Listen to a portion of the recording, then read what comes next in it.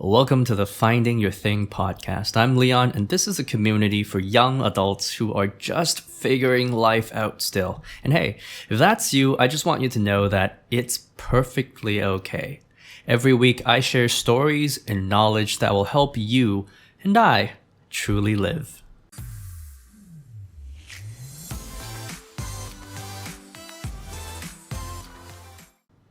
First things first, today is March 31st as I'm recording this podcast.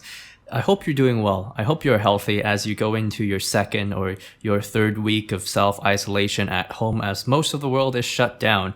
And as I'm going into my pretty much second month of self-isolation at home, just because I came back from China at the end of January, actually, and I actually had to do a 2-week self-quarantine.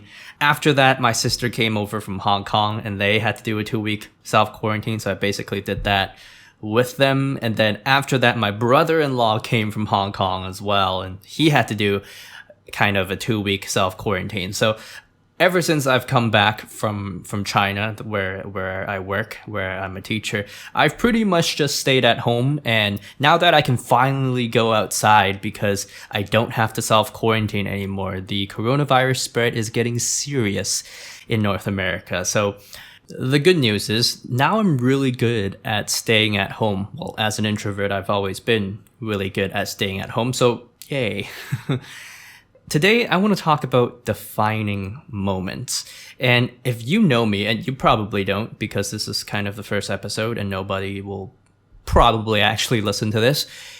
If you know me, I really like music and I really like singing recreationally, not professionally because I'm not that good. I am no Michael Bublé. But anyways, I like singing. I remember in high school, I was grade 9 and I was taking a Japanese class and the Japanese teacher literally forced us to get up in front of the whole class and sing a Japanese song. That was kind of like her way of helping us learn Japanese, which turned out to be very, very effective because I still to this day remember the song because I also remember how nervous I was as I went up there and I sang the song. But that was a defining moment for me because after I sang the song, one of the cutest girls in the class walked up to me and she looked into my eyes and she was like, "Leon, I didn't know you could sing.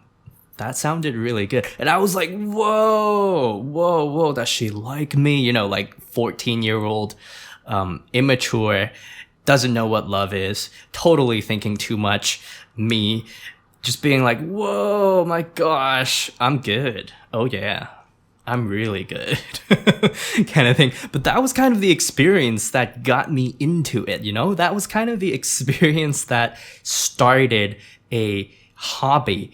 After that experience, I just started singing more regularly, like in the showers, as I was playing a song on my computer, during the middle of homework. There was a point where I got so into singing that you know how those biology tests that you have to study for, and you know how everybody hates biology tests because we have to memorize everything and there's so much stuff you have to know, the Krebs cycle, cell biology, I started singing the chapter notes out to myself so I could remember what biology concepts I needed to know for the test. That was how bad it got. Well, to me back then, that was how good it got. But that was it. Like I was doing that. That's how extreme it got. And to this day, I've dabbled in piano, I've dabbled in guitar, in bass guitar, I like singing. I sound good at karaoke, but I tried recording a song once and I needed extensive amounts of vocal editing to fix all my pitch and all my tune and tone and all that. So the professional musical route is not for me. But that was a defining moment in my life. One moment changed my habits and my decisions for literally the last 10 years of my life. That's kind of mind-blowing in a sense. And there's this quote that I want to share with all of you. And it's the idea that we don't actually remember life in days. We remember life a moment. And I want you to think back to the important days in your life. You don't remember the whole day, you remember the moments. And when we recall, when we think back to our lives, it's not, oh, I had this for breakfast that day, I wore this that day. It's the, oh man, that was the day when I pissed that person off. That was the day when I told that really funny joke. That was the day when that person said something to me and I didn't like it and I flipped out. Those are the kinds of things we remember. Not how we live, but in the moments and in the experiences that we take into our lives. That's how we remember. And those experiences, those moments are often what defines who we actually are and who we actually become. And the first time I actually came across the term defining moments was in university in a third year level ethics class, a fitting class to come across this term, because in that class we looked at and discussed a lot of difficult moments in corporations where they had to make ethical decisions where both alternatives had negative outcomes, right? Like if you have a employee who is pregnant, who is not performing on her job, do you fire her or do you keep her? Well, conventional wisdom says, oh, you're a business. If somebody's not doing their job, you should probably fire them. But what if that person was a single mother? What if that person was really trying their best, but they're just not meeting expectations because of the stage they're in right now and they need the money? Well, that all of a sudden makes the situation a lot more complex. And it's actually closer to how situations are like in real life, because there are so many layers and different contexts to people's lives and how decisions are being made. But back to defining moments. Defining moments are those moments of decision or experience that once you choose to go in one direction or once you experience something, it changes your life indefinitely or until you reach another defining moment. Let me give you an example, a simple example. You go online and you know what you should be doing. You should probably be doing homework. You're in school, but you go online and you click on one YouTube video. That was like a mini moment that led you probably to more than one YouTube video. The same thing can be said on a more serious note for addictions. For like gateway activities, right? Like the gateway drugs we heard about, the gateways to gambling, to more serious and darker topics that people have to deal with because they're really, really real situations. But there are some decisions that you keep constantly making day in and day out that tell yourself who you are. And the reason why you make those decisions might have been because of a defining moment in your life. And here's the thing, those defining moments might have absolutely nothing to do with your own choice or your own decision in the matter. Those defining moments might have been the result of something a friend said, something your parents said, and worse, it might be the result of something that someone said who isn't even in your life anymore, who you don't even really know anymore. But that experience left such a large and deep impression on you that it shaped who you are as a person. And maybe it's an experience that you don't really even recall anymore unless you really, really, really think about it. Maybe you've come to a point where you're accepting who you are as just who you are. Like, I'm like this because that's just who I am. That's really all I've ever known. When deep inside, you know you want something different. So I think this is a good time for you to really, really ask yourself, why are you the way you are right now? And this might be habits, this might be values, this might be beliefs that you have about yourself, this might be the relationships that you hold. This might be the goals and the dreams and the aspirations that either you have or you gave up on. This might be the way you dress, the way you choose to present yourself, the skills that you want to build, the life you want to lead, the things you buy. It could be anything. But why are you the way you are right now? Is it because of you, or is it because of other people? Is it because of a situation that you've been put in? Is it because of something that you fail to control in your life that you are the way you are right now? I'm a teacher, but I didn't always want to be a teacher. That wasn't always my career of choice, if you will. I remember I was in business school when I was 18, 19. I actually completed a business degree by the time I was 22, before I decided to go into education. But there was a defining moment that changed everything for me. I mean, I had my doubts. I didn't like accounting, which was my degree, and I didn't meet a lot of people that actually liked accounting. I remember going on these office tours of the big four accounting firms, and we would talk to partners and senior partners and staff accountants, and I would always say, what do you like about this job? I would always ask them this question, and I never once heard anyone say, I like this job because I really like spreadsheets or doing the accounting, checking the rules. It was always the benefits are nice, the job is stable, you meet really cool people here, the people are really high performance, which they are, by the way. Some of the top people are in business. They work really, really hard to make sure the world is still functioning.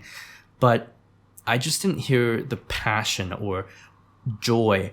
And I remember this distinct conversation I had with a senior partner, and I was talking to him. I was like, obviously, like, you're super successful. You are where you're at right now. You must have worked super hard. Could you tell me more about how you got to where you are today? You know, like, as inspiration. I mean, as a young guy, looking at somebody that's so successful, somebody that's the role model of what you want to be after spending 4 years studying that subject area.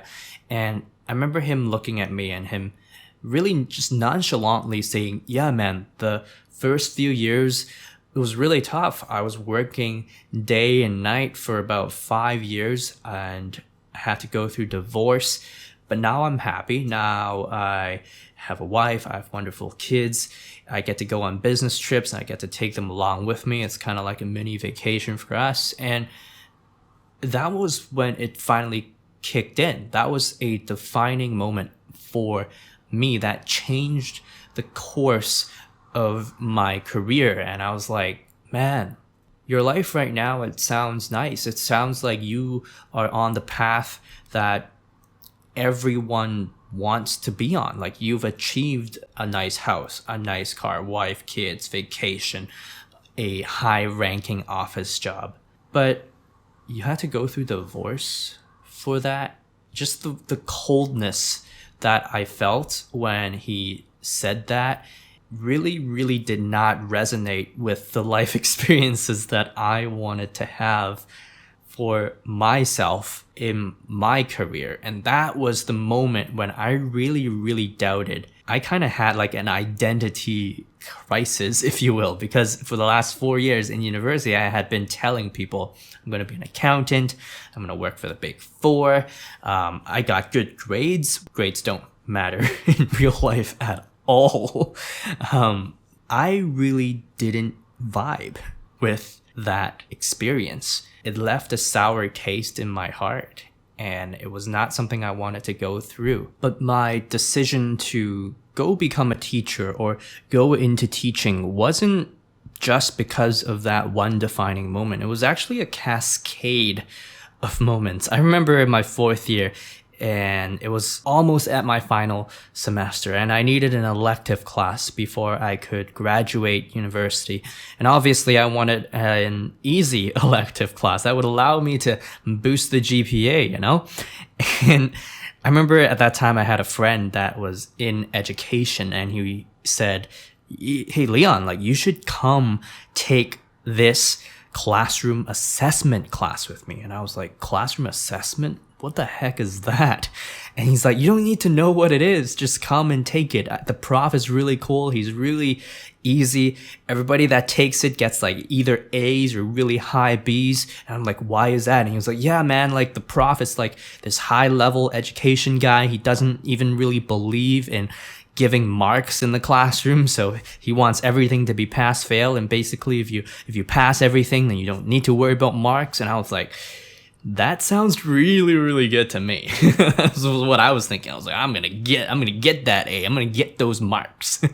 And so I signed up for the class. And I remember it was the first day of school. And you have to understand, I don't know anybody in that classroom except for my friend. But I walk into the classroom and I see something I have not seen in a long time. I kid you not. It felt like a high school classroom. You know, the classrooms where you walk in and everybody's talking, people are eating, people are laughing, they're telling jokes. And in my mind, I'm like, whoa, I haven't seen this in a long time. What's going on here? Because you have to understand, that didn't happen in business school. Because at my business school, our grades were curved. We were all being graded on a curve in every class. What does that mean? It means we were only allowed to have a few A's in the class, a few B's in the class, a few C's in the class. There would be a set percentage number of people who received certain grades depending on how well we all did. So while we were respectful and nice to each other, we didn't really want each other to do better than ourselves. And, you know, things would happen, like really, really, really nefarious people would give out the wrong information, but usually we would withhold information from each other. We wouldn't tell each other that much. And unless you're really good friends with that study group that you're in, we wouldn't really ever help each other even in our studies. But I walk into this classroom and people are talking, people are laughing, felt like everybody was friendly with each other. And I sit down. It was like a table group of 7 or 8 people, and we were introducing ourselves to each other. It was just a different environment. And I remember going through the class. It was not like a lecture like most business classes. It was like a discussion. But you have to understand, like, people actually answered questions and people actually wanted to answer questions. You have to understand, okay, like I came from a classroom where we would only answer questions because we got marked on our participation, and so we would never really do more than what was required.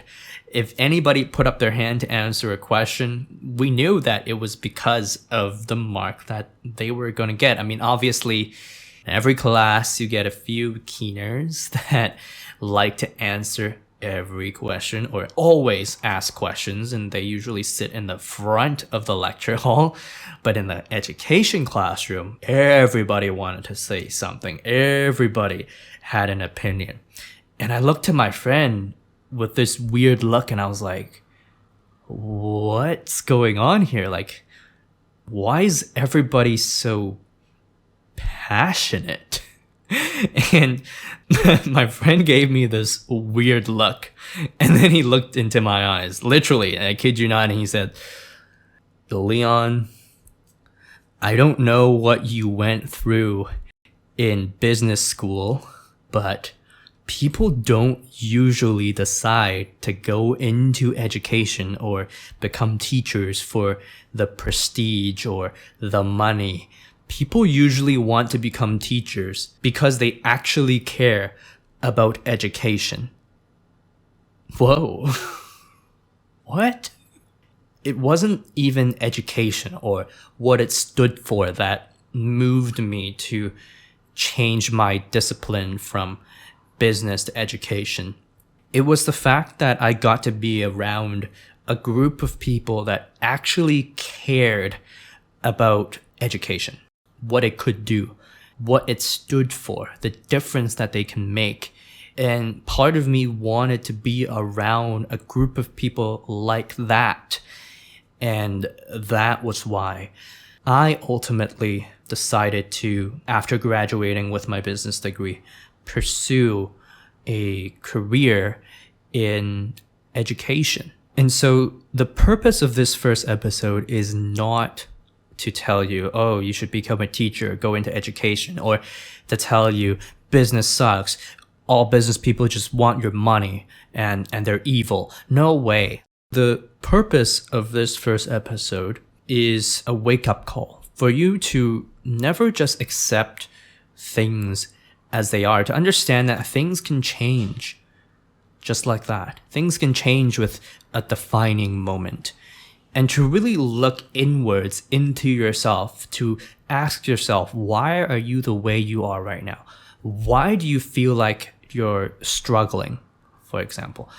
Maybe it was because of a defining moment that you are who you are right now. Or maybe it was the lack of defining moments, and you need to right now go out and search for defining moments that either you can create for yourself or others can create for you.